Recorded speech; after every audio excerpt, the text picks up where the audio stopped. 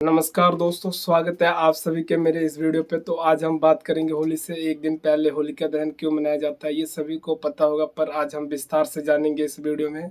हरी रे मंगेतर चुनड़ वाली साफे बड़ा होलिया में उड़े रे गुलाल। तो इसकी प्रथा जो चलती आई है प्राचीन समय से। तो एक हिरण्यकश्यप नाम का एक राक्षस था जो कि ब्रह्मा जी की तपस्या किया और बहुत ज़्यादा तपस्या किया, और ब्रह्मा जी प्रसन्न हो गए और उससे जब वरदान मांगने के लिए कहा, पहले तो उसने अमर होने का वरदान मांगा। जब ब्रह्मा जी ने इनकार कर दिया, अमर ना होने का वरदान दिया, तो उसने कुछ इस तरह का वरदान मांग लिया कि मुझे कोई भी ना मार पाए, ना धरती पर मरूं, ना आकाश में, ना अस्त्र से, ना शस्त्र से।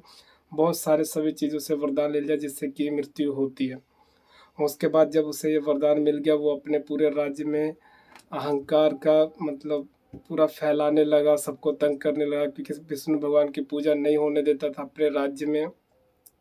और सबको कहता था कि आज से तुम्हारा भगवान मैं हूँ, तुम मेरी पूजा करो और मेरा यज्ञ करो।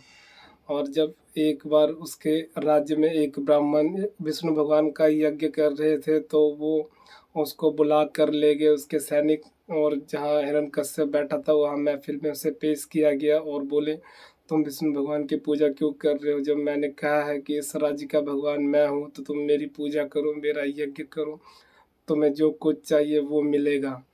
ये सब सुनकर वो ब्राह्मण बहुत ज़्यादा क्रोधित हुआ कि तुम भगवान कैसे हो सकते हो? भगवान तो वो है जो मरे हुए को जीवित कर दे। क्या तुम मुझे मृत्यु दंड देकर मुझे दोबारा से जीवित कर सकते हो? इस पे हिरण्यकश्यप बहुत ज़्यादा क्रोधित हुआ और बोला, इस ब्राह्मण को ले जाओ और सांपों से भरे काल कोठरी में फेंक दो।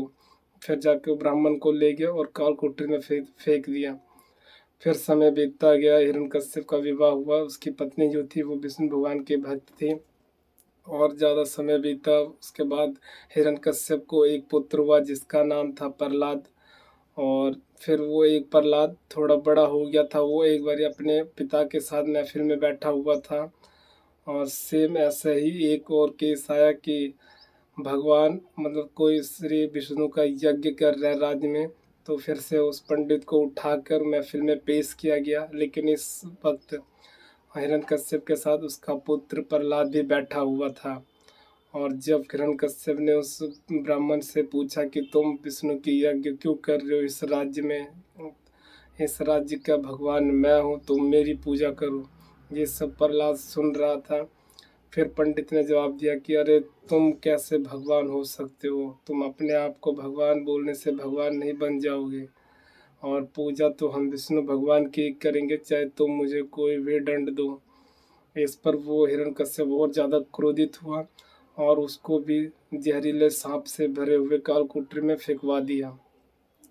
उसका पुत्र ये सब देख लिया था और वो अपनी माता के पास गया और माता से पूछा, माता क्या हमारे पिता सचमुच भगवान है? तो उसकी माता ने बोला, नहीं पुत्र, हमारे जो पिता है वो भगवान नहीं है, वो एक मनुष्य है, वो एक साधारण मनुष्य है।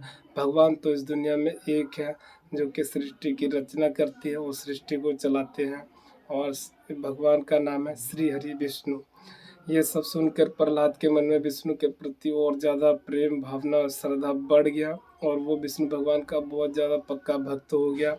पर समय बीतता गया, उसके जब हिरण्यकश्यप को ये सब पता लगा कि मेरा पुत्र विष्णु की बहुत ज़्यादा पूजा करता है, उसके नाम का जाप करता है, तो उसने अपने पुत्र को बहुत बारी समझाया कि तुम्हारा भगवान मैं हूँ, तुम जो चाहे मुझसे वो मांगो, तुम्हें दूंगा, बस तुम मेरी पूजा करो, मुझे भगवान बोलो। इस पर प्रहलाद ने मना कर दिया और बोला कि पिताजी आप भगवान नहीं हैं, भगवान तो सिर्फ एक है, वो भी श्री हरि विष्णु। इस पर हिरण्यकश्यप ने बहुत ज़्यादा गुस्सा हो गया ये बात सुनकर, और पूरे राज्य में हिरण्यकश्यप के खिलाफ बहुत ज़्यादा चर्चा हो रही थी कि उसका पुत्र ही उसके घर में विष्णु की पूजा करते हैं, और उसका मतलब पिता जो है अपने आप को भगवान कहता है। ये सब सुनकर हिरण्यकश्यप बहुत ज़्यादा क्रोधित हुआ और उसने प्रहलाद को मृत्यु दंड देने को सोचा। तो प्रहलाद को सैनिक को भेजा, और जब सैनिक प्रहलाद को लेके जा रहे थे तो उसे रास्ते में बहुत समझाया कि अब भी समय है, तुम अपने पिता को भगवान मांग लो, वो तुम्हें मृत्यु दंड नहीं देंगे और तुम्हें छोड़ देंगे। पर प्रहलाद ने बोला, नहीं, मैं अपने पिता को भगवान नहीं मानूंगा, मैं तो श्री हरि की ही पूजा करूंगा, वही भगवान है। तो इस पर वो जो सैनिक थे उसे भी सांप, जहरीले सांपों से भरे हुए कालकोठरी में ले गए और वहाँ छोड़ दिए। जब प्रहलाद को वहाँ पर फेंका गया जहरीले सांपों से भरी कालकोठरी में, तो वो जो जहरीले सांप थे वो फूल में बदल गया। ये सब देखकर सारे मंत्री चौंक गए। फिर उसको अलग अलग तरीके से मारने के लिए सोचने लगे। फिर एक बार प्रहलाद को एक चरना अमृत में जहर विष डालकर उसे पीने को दिया गया। इस पर प्रहलाद ने श्री हरि का नाम लेके वो जहर चरना अमृत वाला पी लिया, पर फिर भी प्रहलाद को कुछ नहीं हुआ, क्योंकि उसकी रक्षा स्वयं विष्णु भगवान कर रहे थे। जब ये सब सैनिक ने देखा तो बहुत ज़्यादा घबरा गए और बोले ये कैसे हो सकता है कि विष पी के भी ये जीवित है। फिर जाके हिरण्यकश्यप ने उसे मतलब सरेआम मारने को सोचा। प्रहलाद को बोला इसे ले जाओ, पहाड़ी पर से ऊपर इसे नीचे फेंक दो।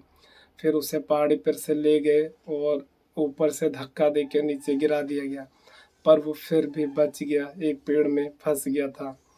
ये भी देखकर उसके राज्य में बहुत सारे मतलब चर्चा होने लगी कि उसका पिता किस तरह का है जो अपने पुत्र को मारना चाह रहा है।